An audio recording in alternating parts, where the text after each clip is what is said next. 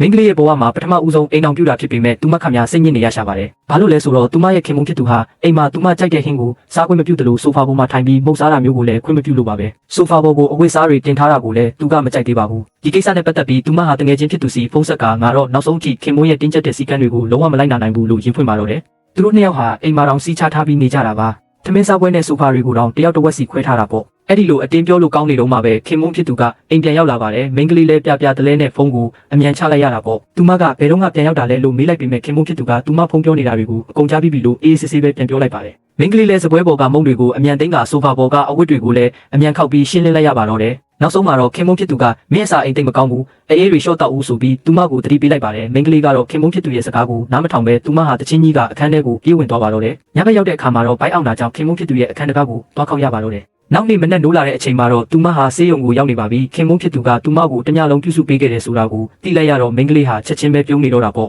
သူမကိုပြုစုပေးခဲ့တဲ့အတွက်ခင်မုန်းဖြစ်သူကိုကျေးဇူးတင်ကြောင်းပြောပေမဲ့ခင်မုန်းဖြစ်သူကတော့ဘာမှမပြောဘဲသူမတောက်ဖို့အတွက်စံပြုတ်ကိုပဲကမ်းပေးလိုက်ပါတယ်မိန်းကလေးဟာအဲ့ဒီစံပြုတ်ကိုမြင်တော့မကြိုက်တဲ့အမှုအရာဖြစ်သွားတာပေါ့သူမကဟမ်ဘာဂါစားလို့ရမလားလို့မေးတော့ခင်မုန်းဖြစ်သူကမင်းမင်းညကဘလောက်တောင်ဘိုက်အောင်ပြီးခံစားခဲ့ရလဲဆိုတာမေးသွားပြီလားလို့ဆူလိုက်ပါတယ်ပြီးတော့စကားနားမထောင်ရင်တော့မင်းကိုလုံးဝဂယုမဆိုင်တော့ဘူးလို့ပါထပ်ပြောလိုက်ပါတော့တယ်မင်းကလေးကပြုံးပြီးကျမကရှင့်ရဲ့ဇနီးလေးလို့ပြောလိုက်တော့အမျိုးသားဖြစ်သူကကိစ္စရှိလို့အရင်သွားနေတော့မယ်တခုခုဆိုဖုံးဆက်လိုက်ပါလို့မှာပြီးထွက်သွားပါတော့တယ်မင်းကလေးကတော့မြန်မြန်သာသွားပါတော့ဆိုပြီးမျက်စောင်းလေးထိုးကကြံရင်ခဲ့တာပေါ့နောက်တော့အမျိုးသားရဲ့တငယ်ချင်းဖြစ်သူကမင်းပါလို့ဒီလောက်မြန်မြန်အိမ်အောင်ပြုတ်လိုက်တာလဲလို့မေးတဲ့အခါမှာတော့သူတို့နှစ်ယောက်ပထမဆုံးစတင်တွေ့ဆုံခဲ့တဲ့အချိန်ကိုသူပြန်တတိယသွားပါတယ်တကယ်တော့မင်းကလေးကပဲသူ့ကိုအရင်ဆုံးချစ်ခွင့်ပန်ခဲ့တာပါသူမကကျမနဲ့လက်ထပ်ဖို့စဉ်းစားကြည့်မလားလို့အရင်စမေးခဲ့တာဖြစ်ပြီးချစ်စရာကောင်းတဲ့သူမကိုကြည့်ပြီးအမျိုးသားကလည်းဘာမှတုံ့ဆိုင်မနေပဲလက်ထပ်ဖို့သဘောတူခဲ့တာဖြစ်ပါတယ်အံ့ဩဖို့ကောင်းတာကသူတို့နှစ်ယောက်ဟာတခါပဲစုံဘူးသေးတာတော့အိမ်အောင်ပြုဖို့ဆုံးဖြတ်ခဲ့ကြတာပါပဲအဲ့ဒီနောက်မှာတော့သူတို့နှစ်ယောက်လုံးကဆေးရုံတစ်ခုထဲမှာအတူတူအလုပ်လုပ်နေကြတာဖြစ်လို့သူတို့ရဲ့ပတ်သက်မှုကိုသူများကိုအတိမပေးပဲလှုပ်ဝက်ထားဖို့မိန်းကလေးကတောင်းဆိုခဲ့ပါတယ်